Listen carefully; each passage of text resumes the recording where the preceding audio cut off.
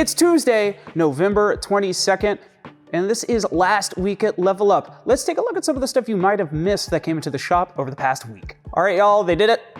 They finally made a game based after my mom. Verdant is the newest game from the design collective Flat Out Games, who made the smash hits Calico and Cascadia.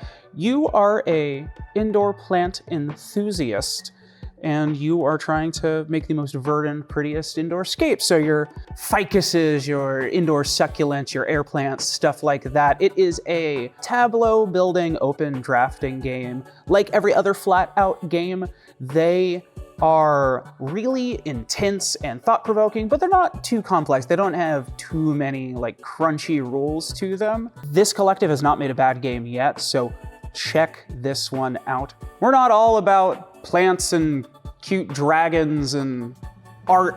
Let's talk about some war. This is Fire and Stone, Siege of Vienna, 1683. We are going back all the way to one of the most invigorating sieges to happen in history when a 100,000 strong Ottoman army decided to try to take over Vienna. This is a two-player asymmetric dudes on the map take that area control game.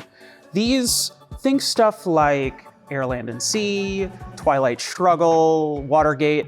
You each have your own unique set of abilities and actions that you can do, which, while really strong in a vacuum, are balanced really well against each other as you're taking either the side of Vienna, defending itself, or the side of the Ottoman Empire trying to lay siege.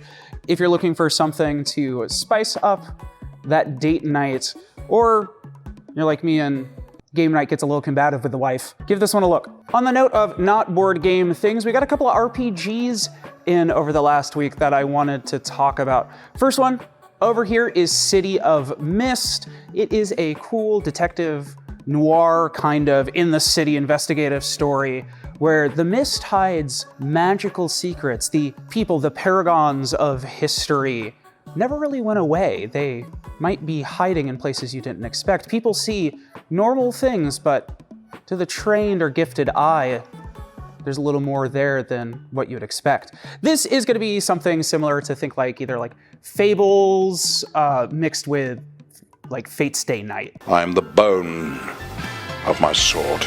Oh, no, I can't read all this. It is really cool. It's a very simple system. It's a modified like Power by the Apocalypse. You're only going to use a couple of D6 and stuff. So really roleplay heavy, really investigative, but nice and accessible if you don't want to do a bunch of math like you do in Pathfinder. The other one we got is The Wild Sea. It's another easy one with a lot of roleplay and a really, really cool aesthetic. This has some of my favorite like character, NPC, and mech designs in anything. It's a like post-apocalyptic world where like everything's kind of overgrown and you're the group of people left kind of exploring through and claiming your territories and whatnot in this beautiful but harsh environment.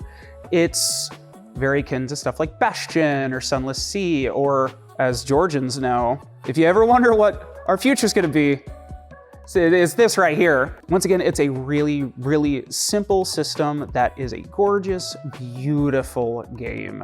If you've been looking for a new RPG, check these both out. They're different flavors and they're both really cool. Lastly, I was gonna talk about the new Vital Lacerda game, Weather Machine, but we sold out of it. So we're gonna talk about a bunch of the other games that we have from him. So Vital Lacerda is a specific designer. If you've been in the shop, you've seen these gorgeous boxes. And anytime you've come in, we've sounded really gatekeep because when anybody's like, oh, this game looks cool, I have to go. The reason I bring that up is because these are some of the most complex, heaviest weight games we have in the store. On Mars in particular, I think on Board Game Geek, has the highest weight of anything in the shop. They are, if you're willing up for the challenge, some of the most gripping, riveting games you can play. If you hate them, it's fine. I know people that love big, thinky games. They're like, I don't want to play anything from this guy. They are beautiful. They all have Ian O'Toole art. We did also get a new thing on top of Weather Machine. We got the expansion for On Mars, which is, I don't know if I've seen this kind of expansion in a like big strategy game before.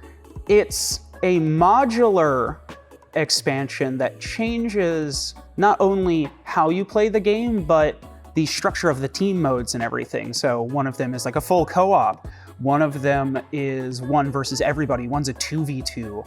It actually turns your board game into like five of them. And that's how, with a few minor adjustments, you can turn a regular gun into 5 guns. It's really cool. These are all wonderful. If you're looking to get into the world of Vital Lacerda and heavier gaming, I recommend starting with the Gallerist.